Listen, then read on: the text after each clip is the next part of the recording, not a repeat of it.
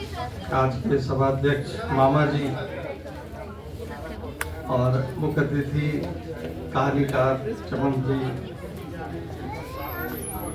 श्री अंशुमन जी और राही जी को हम सबने सुना।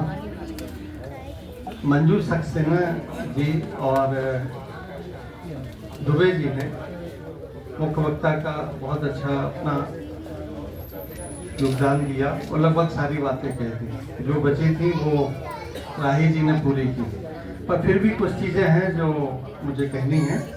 एक कहानीकार और एक उपन्यासकार के नाते मैंने ये कृति पढ़ी और आज ही मैं सुबह जल्दी उठ जाता हूँ, तो 2 शिफ्ट में पढ़ ली, 8 बजे तक पूरी पढ़ ली, 4 बजे के बाद से। तो जो कहानी या जो कथा अगर आपको पढ़ा ले जाती है तो वो उसका पहला एक गुण है कि अपठनीयता बहुत है। लोग थोड़ा पढ़ते हैं और रोक देते हैं कि अब आगे क्या पढ़ें। जब ये पूरा पढ़ लिया तो मैं काफ़ी चीज़ें बोलने वाला था और आप लोगों की क्षमता भी देख रहा हूँ कि श्रोता इतने अच्छे हैं। हिंदी संस्थान में सारी सीटें बहुत कम अवसरों पे भरती हैं। हम और चमन जी कई बार साक्षी रहे हैं यहाँ के, पर आज कुछ लोग खड़े भी थे और अभी भी आप लोगों में इतना उद्यम है और इतना है कि अनिल जी के प्रति प्रेम है कि आप सब अभी डटे हुए हैं और मुझे पूरे 60 मिनट बोलना याद रखिएगा। और फिर चमन जी बोलेंगे 1 घंटा और फिर इसके बाद डिनर होगा, इसके बाद घर जाइएगा, है ना। सारा भुगतान कौन करेगा आपको सबको पता ही है, सभाध्यक्ष मामा जी। हमारे बुंदेलखंड में मामा जी को बड़े ही हम लोग मजे में लेते हैं और हमारे बगल में बैठे थे। अब थोड़ा पहला परिचय नहीं तो हम तो जेब से रुपए भी निकाल लेते।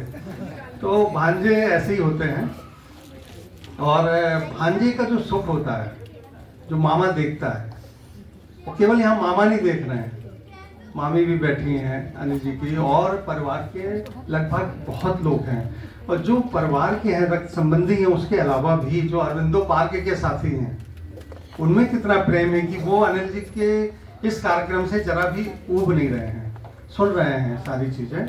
इसमें 2-3 चीज़ें मैं कह दूं क्योंकि वो रह जाएंगी। एक तो जब आप इसको पढ़ते हैं या आपने चित्र देखे तो देखिए कि संयुक्त परिवार हुआ करते थे, अब भी हैं। मैं भी 7 भाई बहन हूँ, मेरे पिताजी भी संयोग से 7 भाई बहन थे और मेरे ग्रैंडफादर भी 7 भाई बहन थे, ये एक संयोग है। तो हम लोग 40-42 भाई बहन हैं टोटल मिला के और मुझे अपने 11वीं पीढ़ी तक का मालूम है। तो हमारे भी जो बाबा जी थे, हम लोगों को बहुत प्रेम था उनसे। हमारे जो नाना जी थे, यानी मैं इंटर में पढ़ने लगा था हाई स्कूल में और मैं ये नहीं मालूम था कि मेरे सगे नाना कौन है। इतना अच्छा संयुक्त परिवार था। हमारी अम्मा जी केवल 2 बहनें हैं और उनके 10-12 भाई थे। अभी भी शादियाँ होती हैं, सब लोग आते हैं। तो बड़े हुए तो पता चला कि जो इनको मैं नाना समझ रहा हूँ, मैं अपना नाना रियल, वो तो नाना जी के छोटे भाई हैं और जो सबसे ज़्यादा जिनसे हम बच्चे भय खाते हैं वो रियल नाना है जो घोड़ी में चढ़ते हैं। तो एक तो संयुक्त परिवार का एक बड़ा अच्छा चित्रण मिलता है, प्रेम मिलता है। और फिर ये आत्मकथा, अभी जब कभी इसकी चर्चा होगी तो मैं सिद्ध करूँगा कि आत्मकथा नहीं है, पर अभी ये मौका नहीं है। ये आत्मकथा से भी बढ़ के एक जो संघर्ष होता है, हम सबके जीवन में संघर्ष है और दुख और सुख एक सिक्के के 2 पहलू हैं।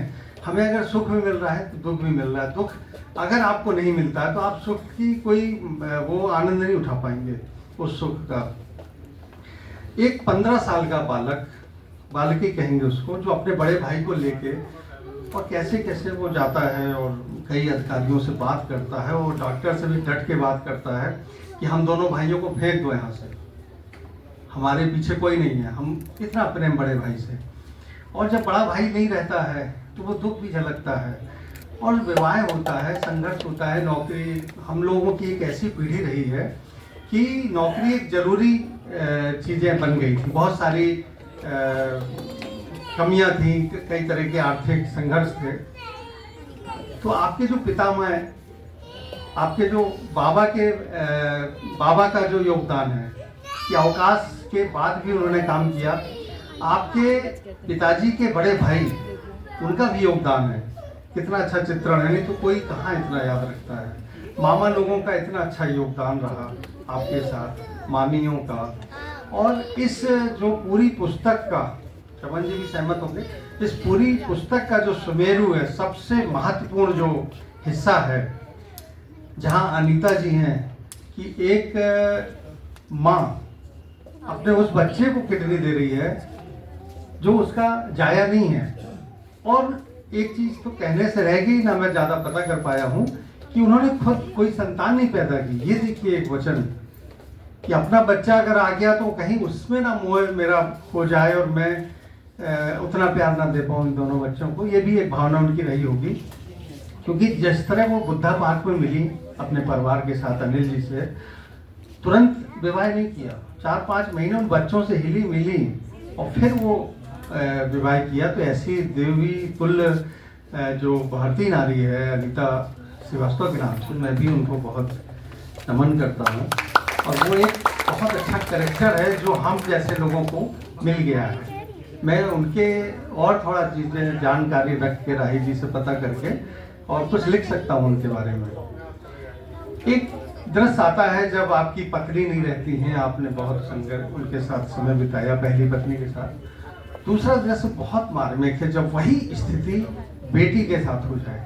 हम सब लोग बेटी वाले हैं। एक बच्चा कोई भी हो, बेटी हो, बेटा हो, विकलांग पैदा हो या किसी बीमारी से ग्रस्त हो, बहुत प्रिय होता है। तो जब वो पिता के सामने ये कहता है कि अब हम भगवान के पास जाएंगे, तो कैसा पहाड़ जैसा हृदय कि वो पिघलने के लिए। और वो दृश्य बहुत मार्मिक है। लेखक के संवेदनशील होता है तो स्वाभाविक है कि पढ़ते समय त्रिवेणी प्रसाद दुबे जी, मंजू सक्सेना जी सभी द्रवित हुए होंगे जो भी पढ़े हैं इनको। और एक योगेश जी से मैं कहूँगा, बहुत अच्छा है, सत्य जी की भी यहाँ याद बात हो रही है कि एक कार्यक्रम रखें इस कृति के साथ और कुछ लोगों को बुलाएं और चर्चा करें कि अपनी पहली ही कृति में इतनी विशेषताएं कैसे अनिल जी ने भर दी।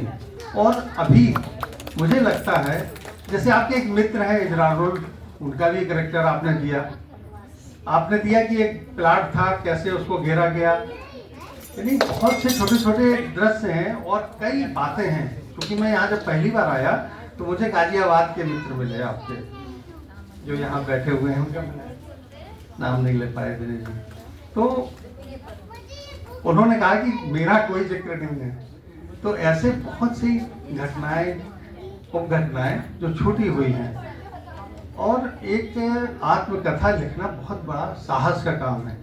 तो ये जो पहली प्रतिश्रुति है आज जिसका विमोचन हुआ है, ये इनकी आत्मकथा मान के मत चलिए।